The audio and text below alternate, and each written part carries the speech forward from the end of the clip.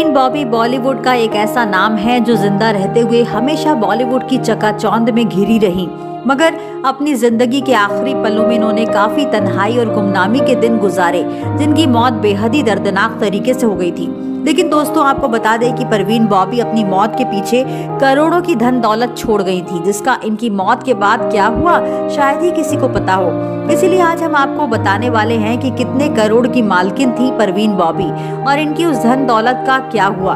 मगर उससे पहले इस खूबसूरत अभिनेत्री के लिए आप हमारी वीडियो को लाइक जरूर कर दें। दोस्तों, परवीन बॉबी बॉलीवुड की एक ऐसी हस्ती रही हैं जिन्होंने बॉलीवुड में बोल्ड अभिनेत्री के तौर पर अपनी एक अलग पहचान बनाई थी, जिन्होंने जब तक बॉलीवुड में काम किया तब तक हमेशा फैंस से और बॉलीवुड की ग्लैमर भरी दुनिया में लोगों से घिरी हुई रही।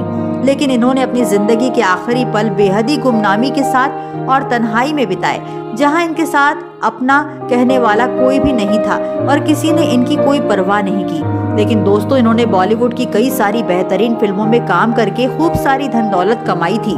जी हाँ, आपको बता दें इन्होंने लगभग 50 करोड़ तक की धन दौलत कमा ली थी, जिसका बंटवारा इन्होंने अपनी मौत से काफी साल पहले ही कर दिया था और एक वसीयत तैयार कर दी थी, जिनकी इस वसीयत पर अमल इनकी मौत के 11 साल बाद हो पाया, क्योंकि इनकी बनाई हुई वसीयत पर इनके रिश्तेदारों का लड़ाई झगड़ा शुरू हो गया था।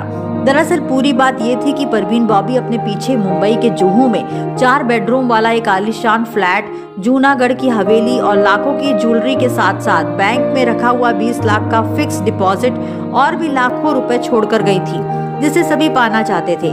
लेकिन परवीन बॉबी ने अपनी वसीयत में अपनी दौलत का 80% गरीब बच्चों और महिलाओं को दान कर दिया था। इसी के साथ परवीन बॉबी ने अपनी वसीयत में अपनी संपत्ति का 20% हकदार अपने चाचा मुराद खान बॉबी को बनाया था। जैसे ही यह वसीयत परवीन बॉबी की मौत के बाद लोगों के सामने आई तो परवीन बॉबी के मामा और बाकी रिश्तेदारों ने इस वसीयत को झूठा करार दिया और कहा कि यह नकली है। जिसके बाद परवीन के मामा ने एक और वसीयत लोगों के सामने लाकर रख दी, जिसके बाद परवीन बॉबी के चाचा ने यह मामला कोर्ट में आगे कर दिया।